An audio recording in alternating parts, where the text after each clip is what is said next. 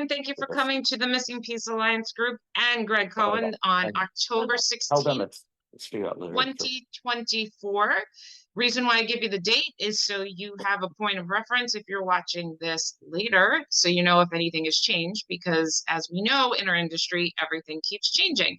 I've had a wonderful relationship with Greg and his whole entire law firm, unfortunately or fortunately, since 2003. And Greg, go ahead and take it away.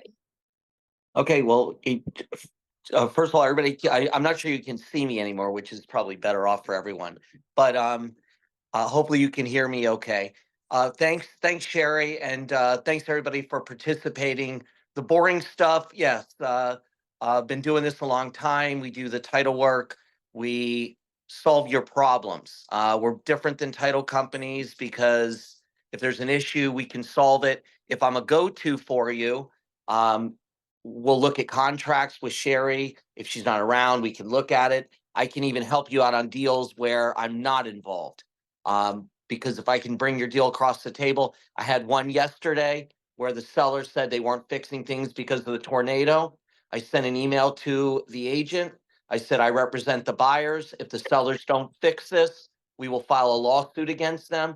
And lo and behold, the sellers agreed to fix things. So anything I can do to team up with you and brainstorm, I would welcome that chance. I do look at the contracts a little bit more and the special clauses. Everybody writes in some weird language about liens, open permits, and I'm going to be doing a contract seminar next month, so maybe we can follow up with this. What we're talking about today is portability. And portability is a reference to your homestead savings when you sell a piece of property, how you bring it to another property. So let's start with homestead. What is homestead? Homestead is the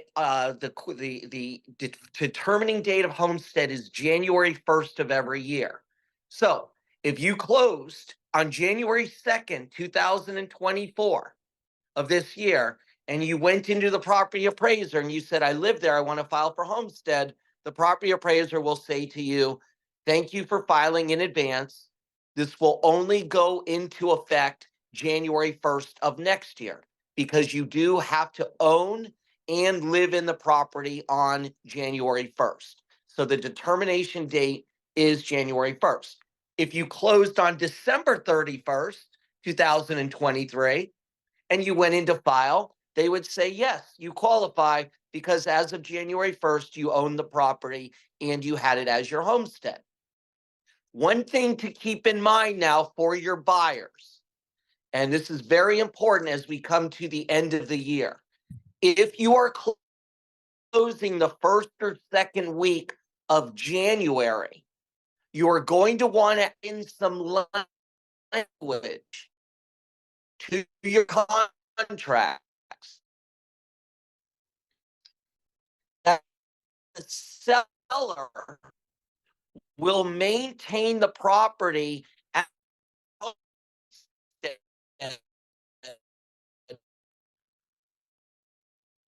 through Hey, Greg, you're breaking up too much.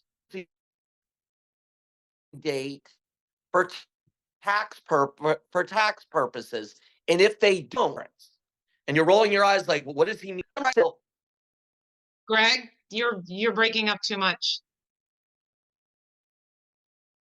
Awesome. Greg, we don't hear you.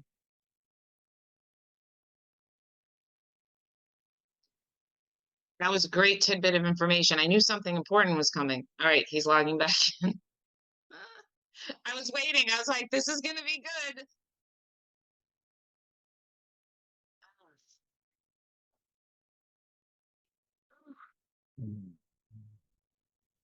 Hold on.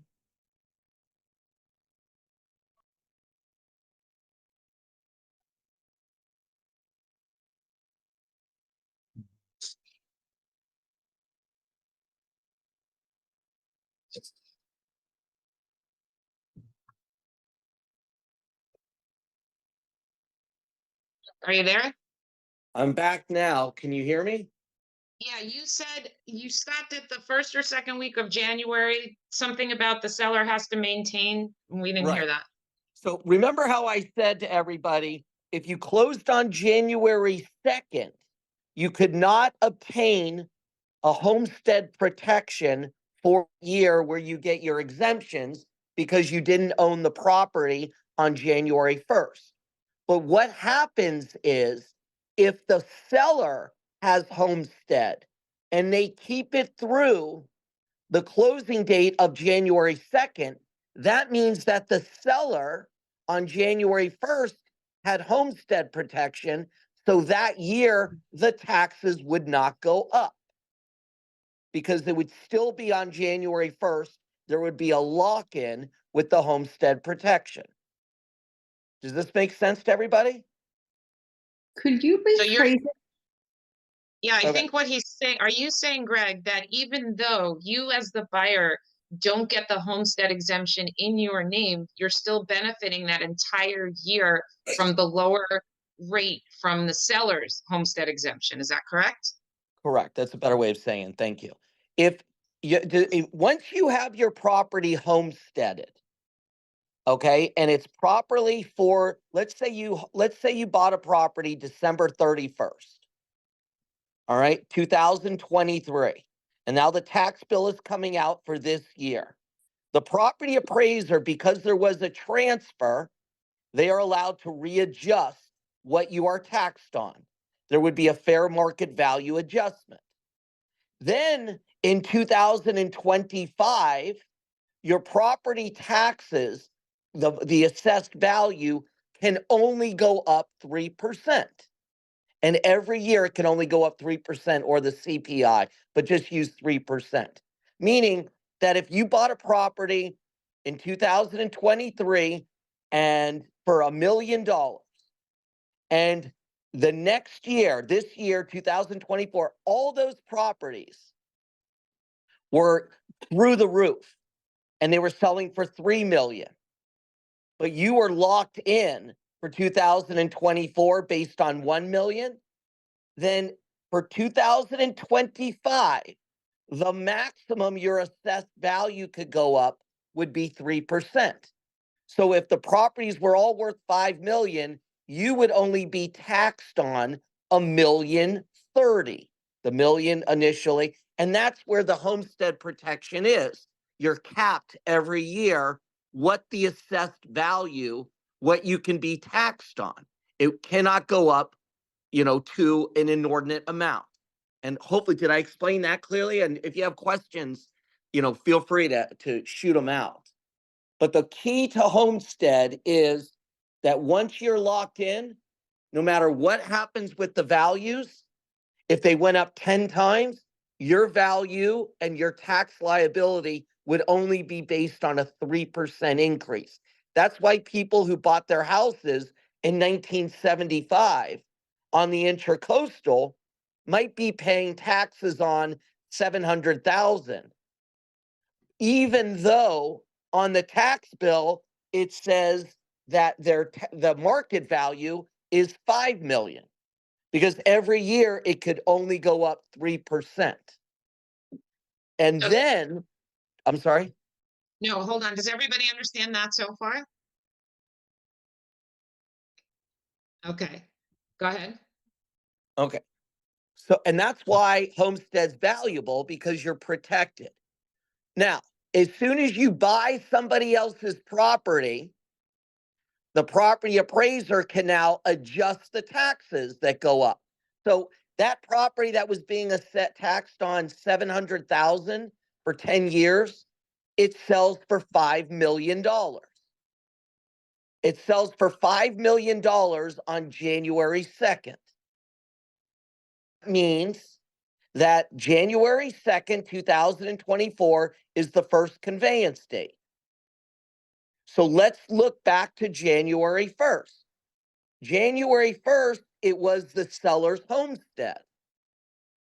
Therefore, the value protection will stay for the entire year because it's carried through from the seller. So there's January 1st. there's something I have to interject about that, guys. So, what lenders do is they qualify the buyers based on the current tax value. So something I always tell buyers is, hey, you might want to find out what your taxes are actually going to be year two. They could, in his scenario, and I'm showing you this one as well. This is one of my listings that I have pulled up. She's been there for like ever. I don't know if it's 20 or 30 years. I'll have to look when we scroll up. The whoever buys this house, their lender is going to qualify them with these taxes. But guess what? Just what Greg is saying, they get, and we're nearing the end of the year. They're only going to get this tax benefit until December. And our taxes in Florida are paid in arrears. They're paid in November from January 1st to December 31st. And what's going to happen is your buyer year next year, they're going to reassess the house based on the price that they purchased it for. And boy, are they going to be shocked. Right. So that, Sherry, can you go down to the appraisals part on yep, this? Okay, and this will keep on going. Keep on going. I'll tell you when to. there it There. is. Go up a little bit more. There we go. Well, up. No, up a little more the other way. Oh, like me. You talk just like There me. we go. There we go. Okay, everybody, if you look at this graphic, this screen thing, see how it says the total market value is 367,000. That means that the property appraiser thinks that the value of this property is 367,000. Right here. Okay? Now, what are you using the property for? What's it listed for? So it's for 535. 535. Okay. Now, look below that to the assessed value. See how it says 149,433? The reason number, that's all they're being taxed on. And the reason is because they bought this property. Looks like they bought it a long time ago, almost in 93. So every year, no matter how much the values would go up, this property's value could only go up 3%. That's why they're stuck on that lower number of 149, which is what they're being taxed on, as opposed to the real market value being the I have a 367. So So if you, let's use this property as an example. so hold It's on, Greg, if you look, it looks like in December of 93, they bought it for 112,900. Holy guacamole. Yep. right. And that's why, because if they bought it for 112 in 93, let's fast forward to 2015. Every house on that street is selling for 400, and the property appraiser says, "Oh, let's try to tax them on 400." And then they look and say, "Oh, it's homesteaded, therefore we can only increase it 3%." And that's why the assessed value is so low, the 149, because that's all they're allowed to tax you on versus the market value. Now, using this house as an example, if these people sell this house on December 31st to buyers, then on January 1st, 2025, there's been a transfer. Those new buyers that we talked about can file for homestead for 2025 because they've now owned the property on January 1st. However, the property appraiser has the one chance to bring up the taxable value to the fair market value. So they would use, let's say it was a $500,000 purchase price. They would come in and say, your new market value is 500,000 and your new taxable value is 500,000. So can I show them that? So real quick, guys, again, we have to be the source of the source. I do this, but we're not allowed to do this and then tell the buyer this is what their taxes are going to be, because if it's $1 off, you know how people are, they're going to blame us. You can send them to the site. This is Palm Beach County. Every county has their own. So if you click on property tax calculator, Okay. And then you enter, and Greg, we are selling this in 30 days and I'm selling it for 535,000, just to be a little optimistic. Okay. So, so that's what I'm putting in. Um, and let's say that, you know, it's their primary residence. They do want to do, you know, the homestead exemption. So do you see how the taxes right now for this family, for the Schweitzers, is only 2 grand? Look what happens to the new buyer who buys it at 535,000.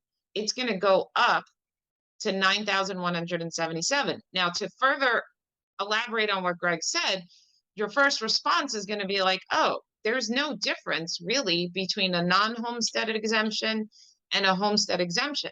But his biggest point was they can only increase it 3% a year. So you want your customer to do this before March 1st of whatever year they have to file this, so that it's at the night, it starts off at 9177 and can only go up at 3% a year. If it's an investment property and they're not doing that, their base is 9,929 and it can go up whatever whatever the county wants.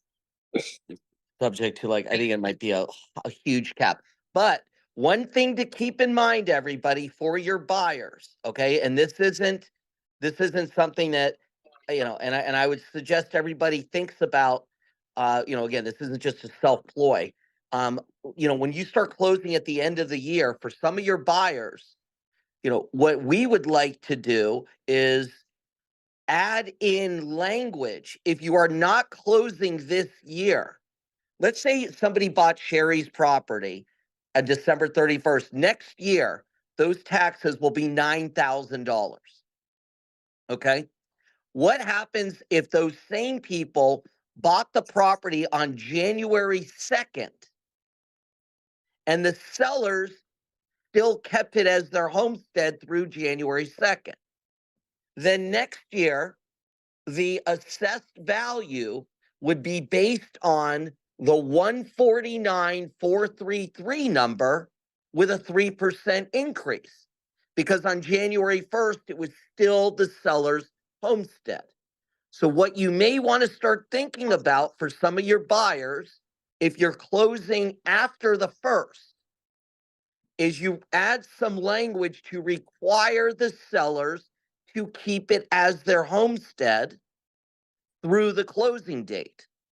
Because what will just have happened, you will have just saved your buyers $7,000 in taxes for the year 2025. Does this make sense? Well, so I just figured something out. Some people don't need to sell to buy. Some people, Well, that's how it protects them. The people that have the second house, yeah, can move their homestead automatically to the other house and you wouldn't even know about it. That's why you add that language in that says, no, you keep this as your homestead through the closing date of January 2nd. And if you don't, you're responsible for any taxes. okay, And hold on. Hold on. As long as the seller in this scenario, let's say, guys, for argument's sake, let's say we're closing on January 15th. The sellers of the house that your buyers are buying already bought their new house, moved in, and if they don't, they have until March 1st on their new purchase to apply for homestead, correct? correct. So they don't get punished by keeping the homestead on the house they're selling to our buyers. They don't get punished by keeping that, because then as long as we sell it before March 1st, then they can apply for homestead on their property and they're not penalized. Well, wait. There's two things. Go ahead. The March 1st is a deadline to file for homestead, but it dates back to January 1st. If those sellers filed to move their homestead on February 15th to the other property, that would mean that the buyers of your property would be taxed on the full amount because there would not be any homestead protection for that property that you're just selling. That's why you'd add some language in that says, hey, sellers, we don't want you to do this. All right. This is your homestead right now. You keep it through the closing date. That saves my buyer $7,000. Now, a seller might say, oh, I'm not going to do that. I want to move it to my other property, and you'll have to negotiate it. But I'm just bringing this up in advance so everybody can kind of, understand some of these things that happen towards the end of the year. So So can't the seller, so hold on. So can't the seller keep, all right, let's say the sellers are in their new home. Doesn't matter the date. The closing on the home that we're bringing a buyer to is January 15th, let's just say. Once they close, can the sellers then apply for homestead on their new home? Yeah. Yes, they can. And they can do that. But if you add in something to your contract that says you're not going to do that, and if you do that, you're responsible for the difference in taxes. Oh, because it goes back to January 1st. So you're right. So you're that's saying you're not allowed to do that. And that would protect your buyers. That's a home run, by the way. If you ever add that language in and do that. So hopefully this makes sense to everybody, but the long and short is this. On January 1st, for a buyer of property to get homestead, they have to own the property. Okay? However, if on January 1st, meaning the closing's January 15th, the seller owns the property and it is the seller's homestead, then it carries through for that year. Okay. And by adding language like that, you protect your buyer. So that being said, that's the first thing I just want to bring up since we're coming to the end of the year. So let's figure out what portability is. Okay, hold on. So let me ask you a question, Greg. So we like to have lots of tools in our tool belt or ammunition in our arsenal, however you speak to your customers. And let's say I approach the Schweitzers and I said, they go, we really want to move, but look at how low our taxes are. And we're afraid to move. You just showed me that a new house is going to be $9,000 to $15,000 a year in taxes, and we can't afford it. So we're really not interested in selling this home. So what would you tell them, Greg, to help convince or present to them, not convince, present that it wouldn't be as devastating as they think to purchase a new home? Well, let's use this screenshot. I would say to them, don't worry about it. Okay? Because you're going to get the same tax savings, up to 500,000. If it's over 500,000, I'd say, yeah, we have to worry about it a little bit. But don't worry about it because whatever tax savings you have, we're going to take those to the next property. And they're going to say, well, explain that to me. And I'm going to say, okay, look at your property tax bill, what you guys have on the screen. See that 367 number? 367 is what the property appraiser thinks your value is. Okay, look below that. You see the 149 number? That's all you're taxed on. So the difference between those two numbers, 367, 713, and 149, I'll just do the math unless somebody's Rain Man and can do it. 5, 8. I come up with $218,000, $218,280.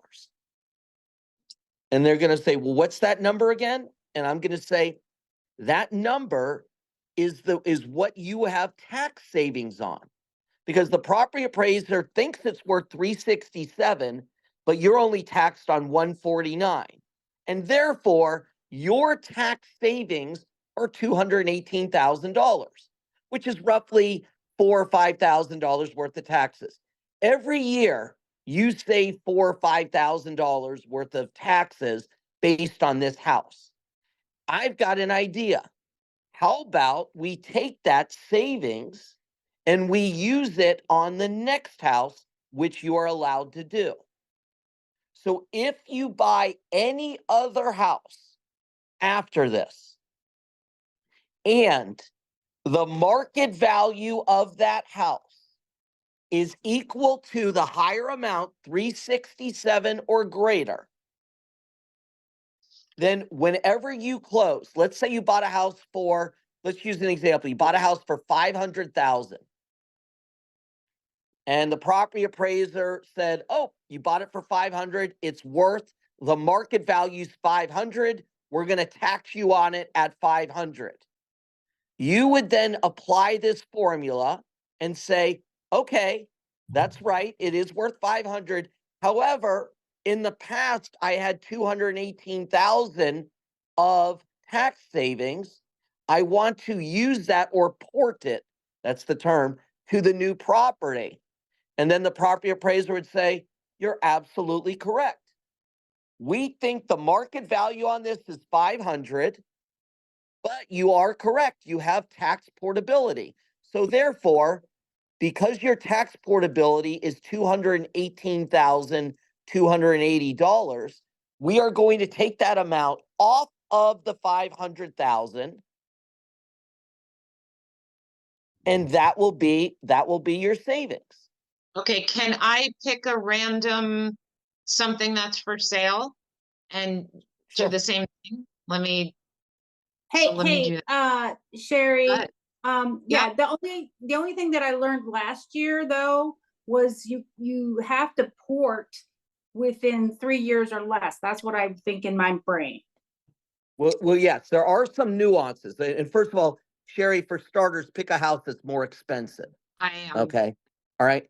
Because there's two types of portability. There's one where you buy a house equal to the market value, the 367 or greater, or there's one where you buy less. Now, does everybody understand what this homestead protection is on Sherry's property that was on the screen? Does everybody understand the $218,280? That is the difference between what the property appraiser says the property's worth and what they are allowed to tax you on, being the assessed value. That's all that number is. And if you buy something equal or greater than the market value of 367, you get to take that same number to the next house. Wait, So Greg, yes. sorry to jump on that, but so then you're saying if the house is worth, I don't remember the exact numbers, 320 and the saving is 218, are you going to get taxed on the 218 now? And that's your new tax number versus No. value? Let's do an example. On Sherry's property that was on the screen, the market value, what the property appraiser says it's worth, was 367. Okay. If you call the property appraiser, you said, "What's this property worth?" They said 367. But if you look on the tax bill, they're only being taxed on 149. That's called the assessed value. That's what you're taxed on. Therefore, your savings is roughly $218,000. So let's say you went and bought an identical house for the same exact price, $367,000. The property appraiser would say, "Okay, now it's worth 367. Therefore, your taxes on this would be roughly $7,000. Oh, wait a minute. You took your portability from the last house of 218,000. You brought it over here. So you would take the 367, you would subtract the 218, and you would end up with the same assessed value." That portability is the number that comes off of the fair market value to determine what you're going to be taxed on. Does that make sense? Okay, so I used this same type of thing to convince somebody that they were supposed to go ahead and sell, okay, and take their portability. Then they came back and said, "Well, we're going to sell and then move into an apartment." And then that's where I got into the whole thing. Well, that's great, but you can't save your portability forever. Correct. Correct. Your portability. Pick here's how the deadline for portability is whatever date you close. Whatever date you close in any year, you go back to January 1st of that year. So if you close January 2nd, 2024, you go back to January 1st, 2024. If you close December 31st, 2024, you go back to January 1st, 2024. And then you have to have a primary residence by 3 years from that date. So if you own something else by January 1st, 2027, you can then apply the portability at that point. That's how it's determined. So it's, Thank you know, you. the safe bet is always, you know, I always tell everybody, it's really, it'll always be at least 2 years. Okay. It'll always be at least 2 years. Because if you think about it, let's say you close January 31st, 2024. What did I say the date was? January 1st, you go backwards to January 1st, then you add 3 years, January 1st, 2027. Well, how far away is January 1st, 2027 from December 31st, 2024? It's 2 years and a day. So you're always going to have at least 2 years, but the maximum is 3 years from January of the year you close. So, And that's an easy way to understand it.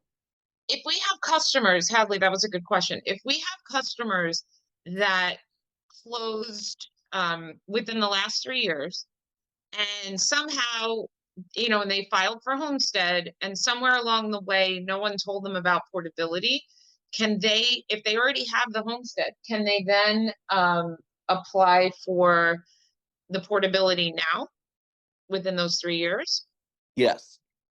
Oh, so If they- even if they, okay, guys, so if they are homesteaded, but we didn't tell them or know, or someone that's really, whose responsibility is it to tell them this? Honestly, is it the lender, the title company, us? Who's supposed to tell them this? I don't think it's anybody's responsibility unless there's a lawyer. You tell them to file for homestead. I mean, that's, I don't think it's your obligation to tell them. You can remind them. It's not a bad practice, you know, but, and the title company's not required.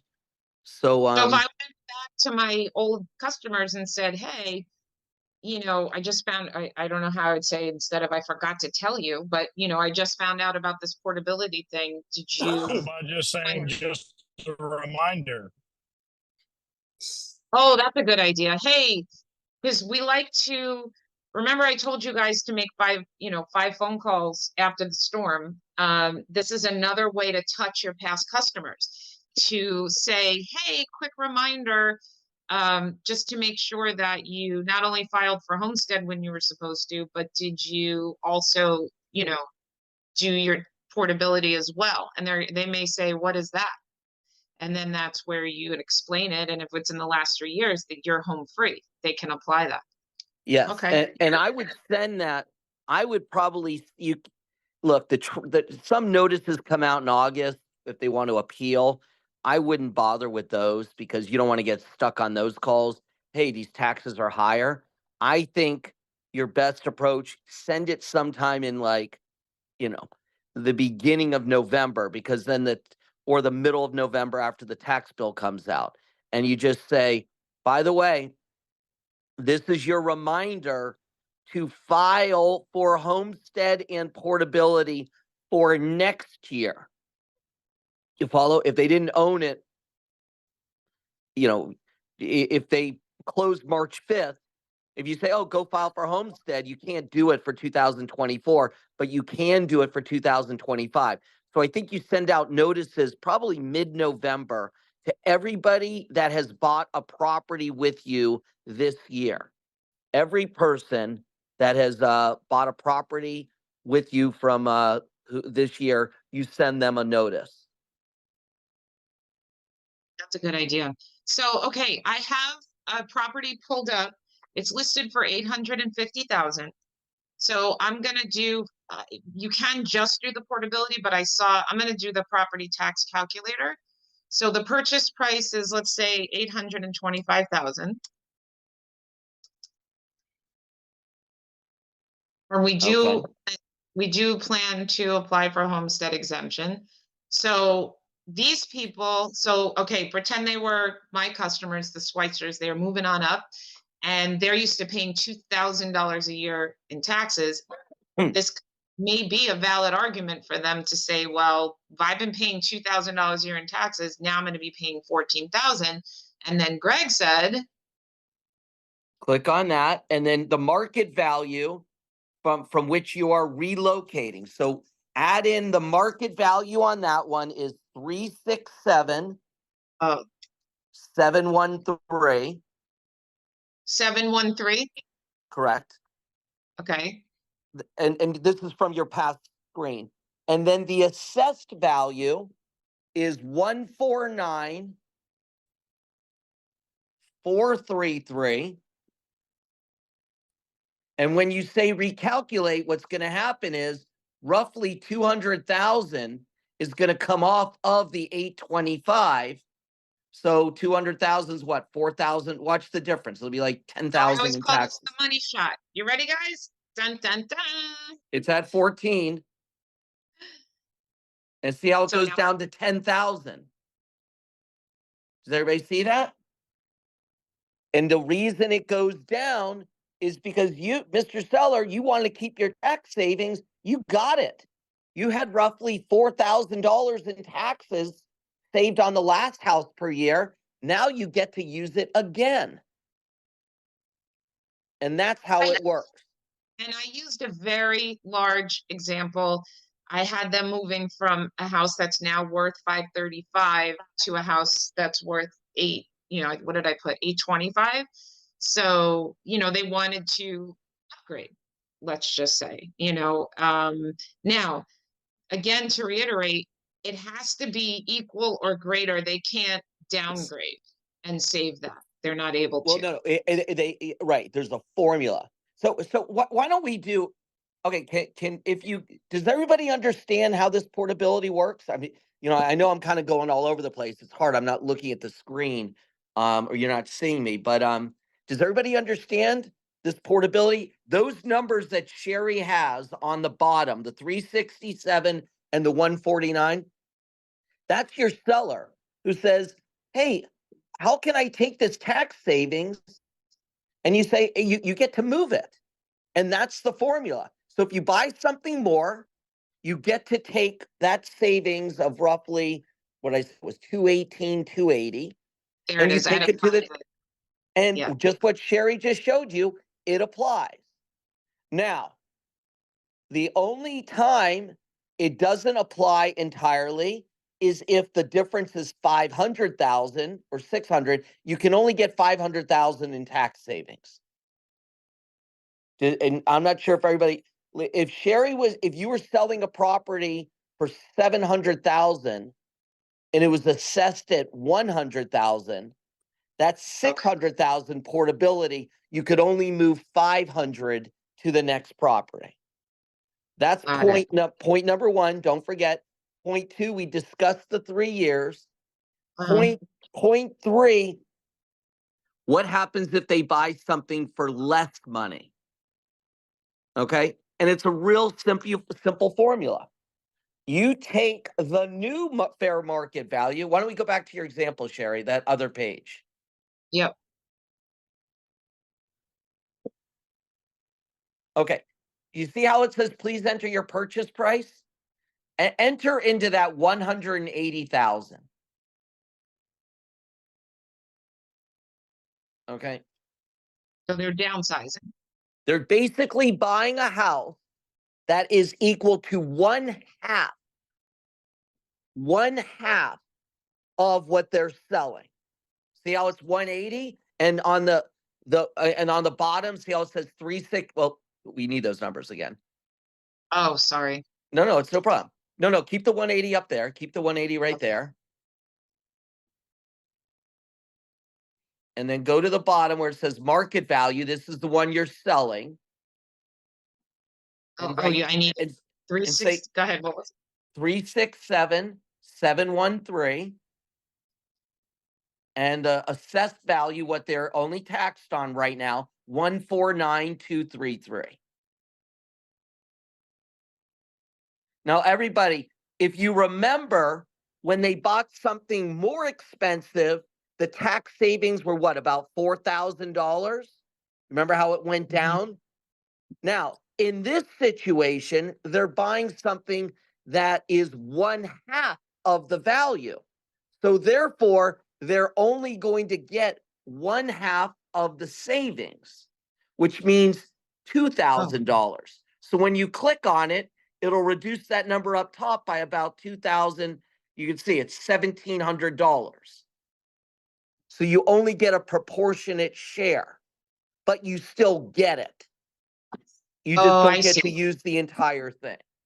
So you would take, because I would do homestead, because everybody should homestead. So that you're right. So the 3,983 minus the 2,243 What is your. is about 1,800, which is roughly 1/2 of the portability on the other one.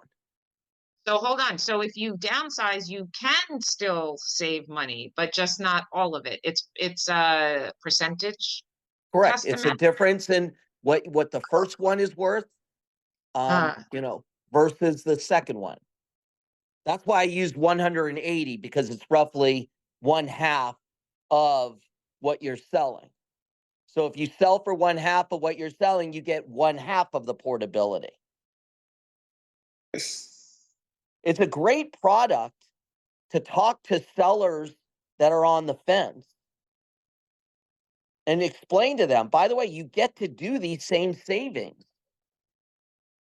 But if you buy something more, you get 100%.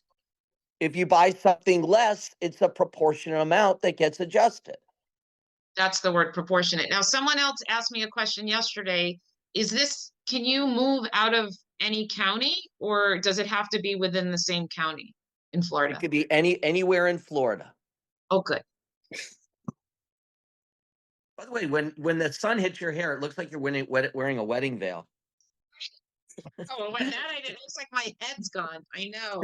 Congratulations. Well, Hey Sherry, just to let you know, I love Palm Beach County and I wish that I did all my business there. But in St. Lucie County, they don't have the lovely little calculator like you do in Palm Beach. They give you a little spreadsheet that you can do the calculations of. But we also have a great homestead actual department that will help you do it as well. So we don't have the pretty little calculator you guys have, but they do put the actual calculations out there. And then again, if you call the appraiser's office and ask for homestead, they'll calculate it for you.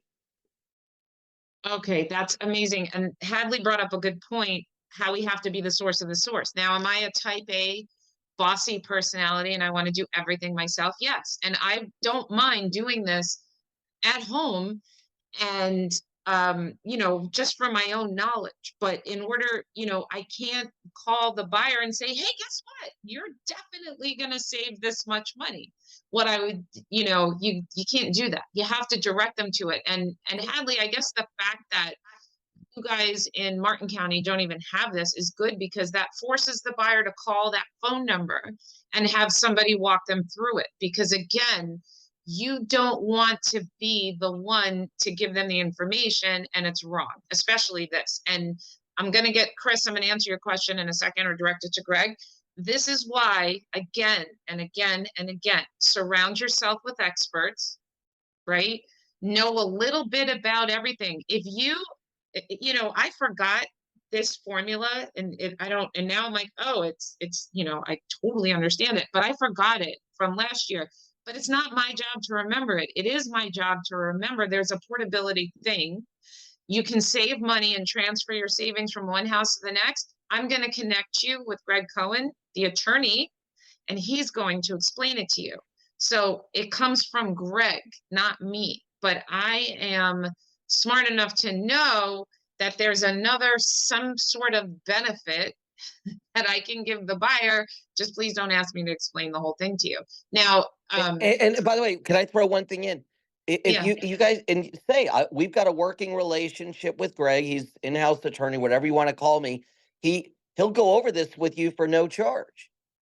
Okay, like Greg in his office. So again, if you don't want to do it, don't forget you're going to reach out in November. You're going to mention that's for the buyers. Number two, for people that are on the fence, having an extra value like an add-on, like hey, I've arranged for a lawyer to give you free advice on this.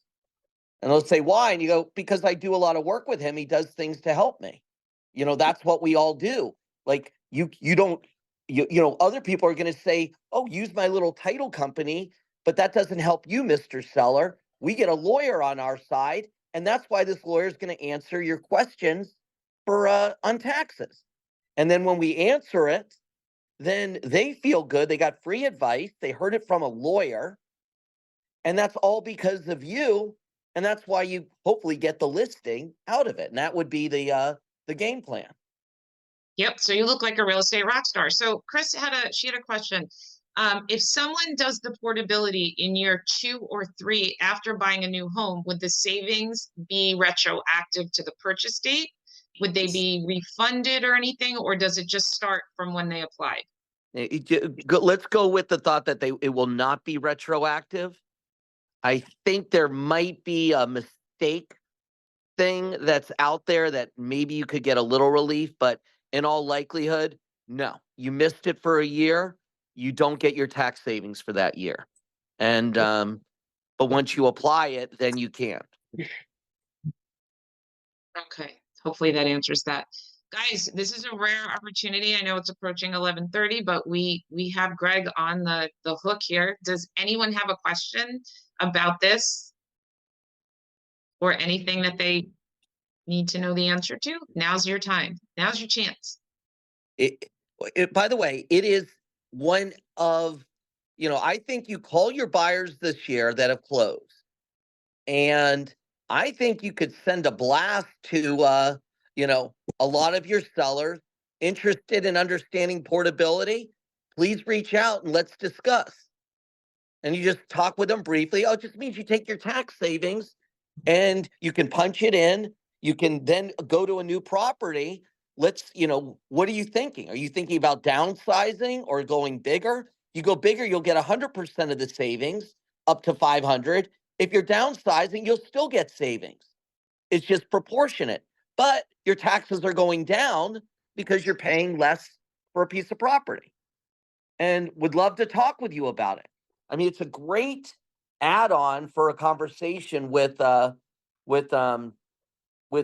your past buyers and potential sellers. Does anyone? Like somebody mentioned earlier that they were talking to a seller. I would love if you called them after this and said, I was just looking, by the way, just took a seminar and spoke with our lawyer about portability. You get to take your tax savings. If you buy something of the same size, it's all there. Don't worry about it. You're not missing out.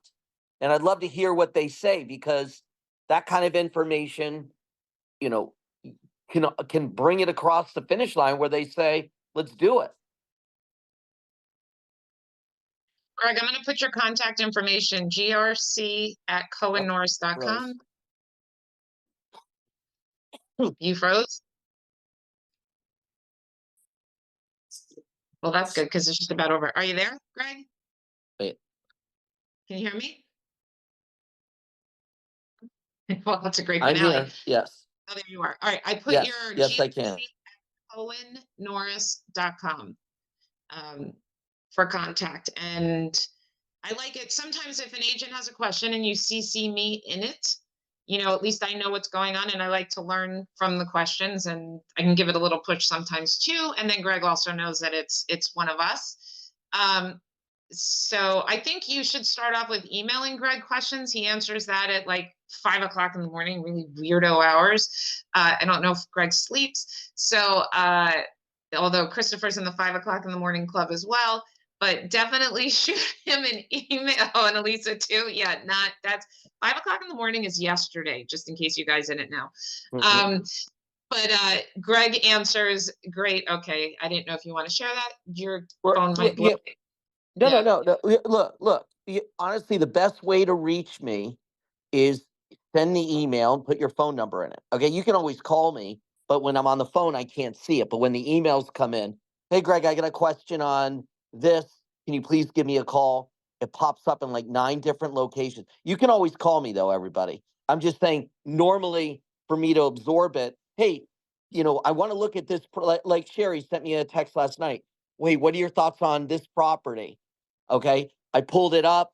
That's how we prepared for this. We could pull up the property. So you feel free to reach out or send me an email. I'll reply. You'll have all of my information, my very important nameplate with 10 different phone numbers, and just go touch and feel like anything comes up. But I hope everybody reaches out to your buyers, mid-November, reminds them about filing for next year, if that's their plan. And I hope that over the next couple months, you talk to a seller who's on the fence and you bring up those taxes and convert a couple listings. That would be great. Thank you so much for spending your time with us. I know how valuable it is. And yeah, so Greg will also, call you back at 7 o'clock at night. And my husband goes, "Who's calling you?" I'm like, "It's my lawyer." I have to drop everything. Greg's calling me. I always say the only people I would hang up from speaking to one of you is Greg or my husband or a short sale bank. Other than that, everybody else they have to wait. But Greg, again, thank you. Hold on, I'm gonna stop recording. Okay, I'll end on this for everybody. Don't be uncomfortable reaching out to me. If I can help with anything and get deals, and then we can work on closings, like that's the relationship. Again, I work on the weekends. It doesn't faze me. The whole goal is, and by the way, if you have a problem or somebody's a bully, all it takes sometimes is an email. Hey, what are your thoughts on this? Again, sometimes you copy me. Sometimes you say, okay, the buyer's getting a lawyer. So, again, there's different avenues, but anything I can do to help everyone, I'm around. So thanks for your time today. And shoot me an email if you want. And then I'll reply. You'll have everything. And then we'll go from there. Okay.